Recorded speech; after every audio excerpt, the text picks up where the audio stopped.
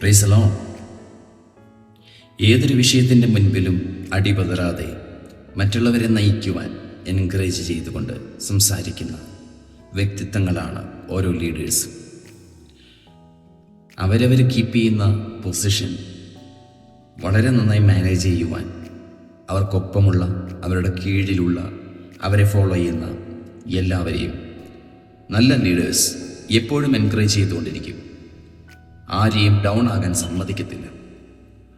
ഒരു ഹോപ്പും കാണാനില്ലെങ്കിലും എന്തൊക്കെയോ ഒരു വിശ്വാസത്താൽ പ്രതീക്ഷകൾ കൂടെയുള്ളവർക്ക് പകർന്നു കൊടുത്തുകൊണ്ടേയിരിക്കും നല്ല ഒരു ലീഡർ. അതുകൊണ്ട് തന്നെയാണ് ഒരു വ്യക്തി ലീഡറായിട്ട് ഇരിക്കുന്നതും. എന്നെ കേൾക്കുന്ന നിങ്ങളോട് ഞാൻ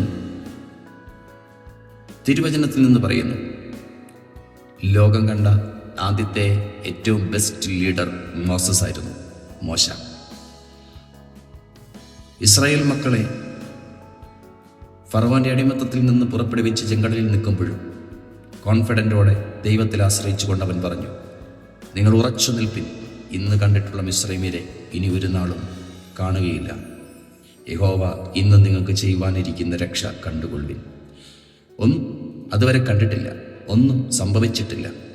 വലിയ പ്രതിസന്ധിയിൽ ബ്ലോക്കായി നിൽക്കുന്ന അവരോട് ആത്മവിശ്വാസത്തോടെ, കോൺഫിഡൻറ്റോടെ, ദൈവത്തിൽ ഉള്ള ആശ്രയത്തോടെ ആ ലീഡർ പറഞ്ഞു, നിങ്ങൾ ഉറച്ചു നിൽക്ക്, ദൈവം നിങ്ങൾക്ക് ചെയ്യാനിരിക്കുന്ന രക്ഷ കണ്ടു. ഈ ശത്രുക്കളെ ഇനി ഒരിക്കലും കാണാനിട വരില്ല. അങ്ങനെ തന്നെ സംഭവിക്കുകയും ചെയ്തു. നല്ലൊരു ലീഡിങ് ആയിരുന്നു അത്. എന്നാൽ പുതിയ നിയമത്തിൽ നമുക്ക് കാണാൻ കഴിയുന്ന ഏറ്റവും ബെസ്റ്റ് ലീഡറാണ് 12 ശിഷ്യന്മാരെ തിരഞ്ഞെടുത്ത യേശു എന്ന അഭിഷിക്തൻ, പ്രവാചകൻ, മശിഹ. ആ രക്ഷകന്റെ വാക്കുകളെ നമുക്കൊന്ന് ശ്രദ്ധിക്കാം. മർക്കോസിന്റെ സുവിശേഷത്തിൽ നാം കാണുന്ന അനുഗ്രഹിക്കപ്പെട്ട ഒരു വേദഭാഗമുണ്ട്. ഒരപ്പൻ തൻ്റെ മകൻ്റെ അസുഖം സൗഖ്യമാക്കുവാൻ യേശുവിനെ കുറിച്ച് കേട്ടിട്ട് അരികിൽ വന്നപ്പോൾ യേശു പ്രാർത്ഥിക്കുവാൻ മലയിൽ കയറിപ്പോയിരിക്കുകയായിരുന്നു. എന്നാൽ മലയ്ക്ക് കീഴെ ഉണ്ടായിരുന്ന ശിഷ്യന്മാരോട് പറഞ്ഞിട്ട് അവർക്ക് കഴിഞ്ഞില്ല, അവർക്ക് സൗഖ്യമാക്കാൻ സാധിച്ചില്ല. അപ്പന് തൃപ്തിയും വന്നില്ല അവരുടെ പ്രാർത്ഥനയിൽ.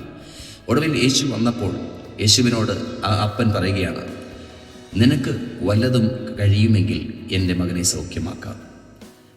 അപ്പോൾ യേശു പറയുകയാണ്, കഴിയുമെങ്കിലെന്നോ, വിശ്വസിക്കുന്നവന് സകലതും സാധിക്കുമെന്ന് യേശു പറഞ്ഞു.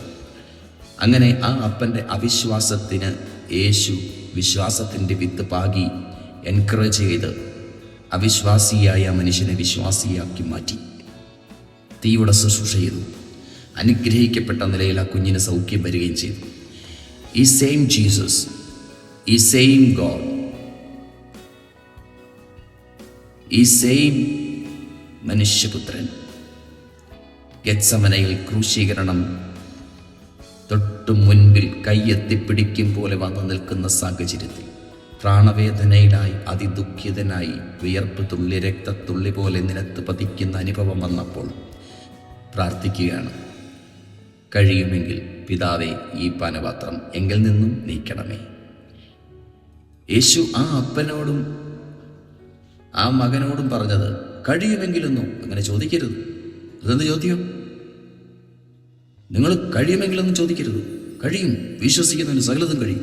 അങ്ങനെ പറഞ്ഞ ദൈവപുത്രനായ ക്രിസ്തു ഗെത്സമന തോട്ടത്തിൽ വെച്ച് ചോദിക്കുക, കഴിയുമെങ്കിൽ പാനപാത്രം എങ്കിൽ നിന്നും നീക്കണമേ.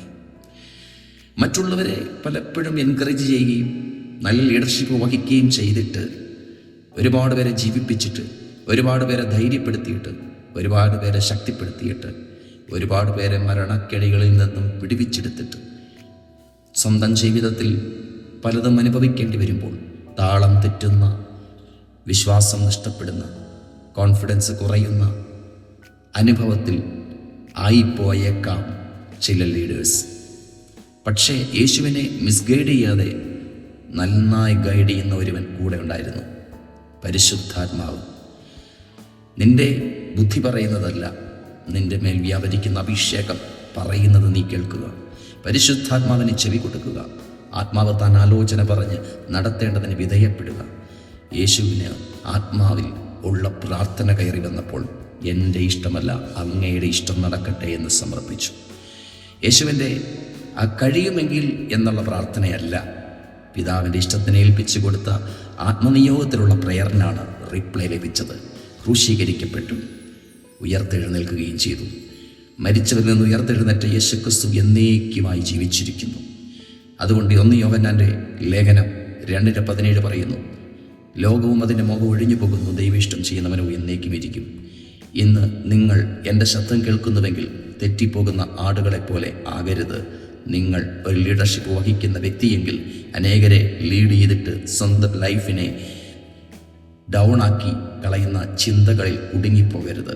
പരിശുദ്ധാത്മാവിൻ്റെ ആ ധ്വനികൾക്കായി കാതോർക്കുക.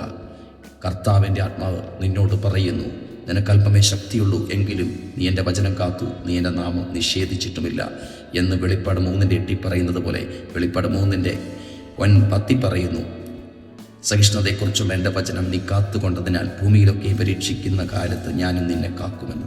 വചനം കാത്ത നിന്നെ കാക്കുന്ന വചനം, വചനത്തെ ഉയർത്തിയ നിന്നെ ഉയർത്തുന്ന വചനം, വചനത്തെ മാനിച്ച നിന്നെ ആ വചനം തന്നെ മാനിക്കും. നീ നിന്നെ വിളിക്കുകയും യോഗ്യമാവണ്ണം ഡെസ്റ്റിനി ലക്ഷ്യമാക്കി ഓടുക, നല്ല പോർപ്പൊരുതുക, വിശ്വാസം കാക്കുക. ലക്ഷ്യത്തിൽ നീ എത്തുക തന്നെ ചെയ്യും. ഈ അഗ്നിപരിശോധനയെങ്കിൽ ഒരു അപൂർവ കാര്യം വന്നുകൂടിയെന്ന് വിചാരിച്ച് അതിശയിച്ചു പോകരുത്. ക്രിസ്തുവിൻ്റെ കഷ്ടങ്ങളിൽ കൂട്ടാളികളാകും തോറും നാം സന്തോഷിക്കണം. ആകയാൽ എന്നെ കേൾക്കുന്ന പ്രിയപ്പെട്ടവരോട് ആത്മാവിൽ ഞാൻ പറയുന്നു, ഒരു പക്ഷേ തോന്നിപ്പോയേക്കാം പലരോടും വിശ്വാസത്തിൻ്റെ പ്രഖ്യാപനം പറഞ്ഞ നിനക്ക് ആ പ്രഖ്യാപനങ്ങൾ സ്വന്തം ജീവിതത്തിൽ എടുത്ത് യൂസ് ചെയ്യാൻ കഴിയാത്ത നിലകളിൽ അനുഭവങ്ങൾ വന്നേക്കാം. അവിടെയും പരിശുദ്ധാത്മാവ് നിന്നെ ഗൈഡ് ചെയ്യും. ശരിയായ ട്രാക്കിലൂടെ നിന്നെ അവൻ റൺ ചെയ്യാൻ സഹായിക്കും. പരിശുദ്ധാത്മാവിനെ കൂടാതെ ക്രിസ്തീയ ജീവിതം സത്യമല്ല. നീ ജയിക്കും, നീ ലക്ഷ്യത്തിലെത്തും. യേശു ഉയർത്ത് എന്നേക്കുമായി ജീവിച്ചിരിക്കുന്നവരെ ദൈവേഷ്ടം ചെയ്യുന്നവനോ എന്നേക്കും ഇരിക്കും. God bless you.